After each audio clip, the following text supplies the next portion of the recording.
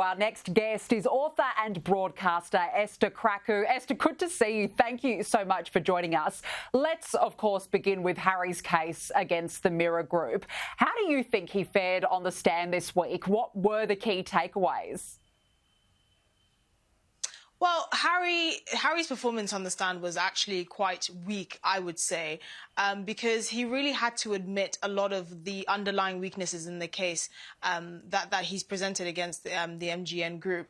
Now, it's important to remember that Harry is one of 100 other people that have brought this case against the MGN. But what he's basically saying is that the MGN has, between 1991 and 2011, has engaged in unlawful activities to try and get information about his life, including phone hacking, which is the main bulk of this case. Now, the court is only hearing 33 stories in that time period, but he and effectively the other people suing MGN are trying to prove that. Now, in his cross-interrogation by Andrew Green, the barrister for the MGN group, he really had to admit that a lot of the sources that he said that were basically what the newspapers used to kind of create stories about him were actually from other newspapers. So he really didn't understand how the media worked, and I don't think he was briefed very well. So, for example, when the barrister was grilling him about some of the stories that he claims were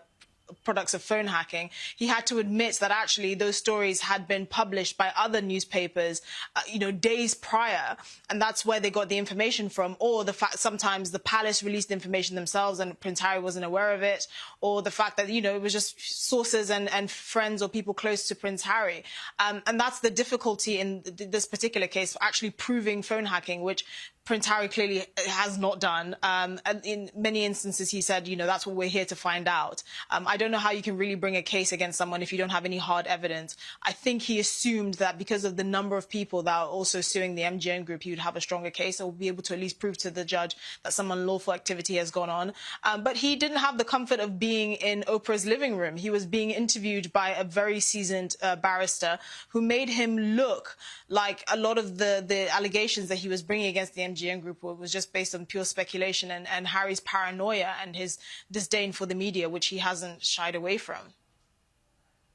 Well, that's it. It lacked a basis. It lacked any evidence. And you're right, it was simply based on pure speculation. So whether or not he wins or not, I guess, remains to be seen. But what has been the reaction to this case in the UK? Do people feel sorry for Harry, or are they sick of his complaining? I think most people are actually quite shocked because he actually missed the first day of the trial because he was celebrating his daughter Lilibet's second birthday. And the judge was very not amused by that because he felt it was just not the proper thing to do. But people are shocked mainly because of the fact that he could actually be on the stand and say that he's actually there to find out whether, a lot of these stories were as a result of phone hacking, when he's brought the case saying that you have engaged in phone hacking and unlawful conduct in sourcing this information. Most people are concerned by how much it costs. Obviously, this is a civil case, so he's footing the bill. But most people just cannot believe that, this is even being entertained by a court when the evidence is so flimsy. I mean, for him to say that, a particular news story was as a result of phone hacking when it was literally published days before in another competing newspaper is completely unprofessional, and it's really quite shocking. I think there's a certain level of delusion that I suspect was what drove Prince Harry to do this, and the other, people suing the MGN group, because I've really never heard of a court case being brought forward with not a shred of evidence. It's incredible. Oh, look, it really is incredible. And what's also incredible is that the theatre of this whole trial, I guess, was brought to life by Sky UK and GB News this week. They hired actors to play Prince Harry to reenact these court proceedings, which was great. As a viewer, you want to be able to see it. But here's one of the clips. We'll show it to you now.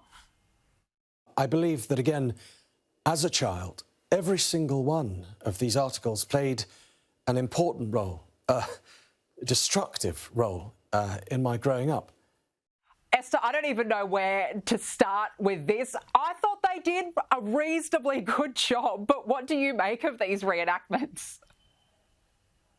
I mean, people online have been saying it's not Prince Harry, but Prince Barry, because of the nature of the reenactment. I think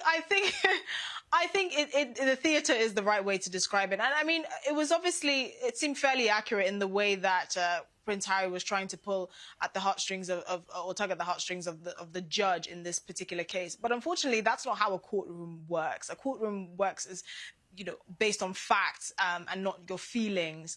And unfortunately, linking these newspaper articles that he had a problem with to the kind of detrimental effect it had on him and his childhood and growing up and his relationship with Chelsea, that doesn't really hold up in court. You really have to kind of prove what you're saying, which is why I'm surprised this case has even gotten this far. Bear in mind, he has other cases against other newspapers as well that are pending. So he really thinks he's sort of a one-man band trying to bring down what he thinks is really unacceptable behaviour by many newspaper outlets here in the UK. And it'll be interesting to see whether he'll succeed in that. But that reenactment was certainly very accurate.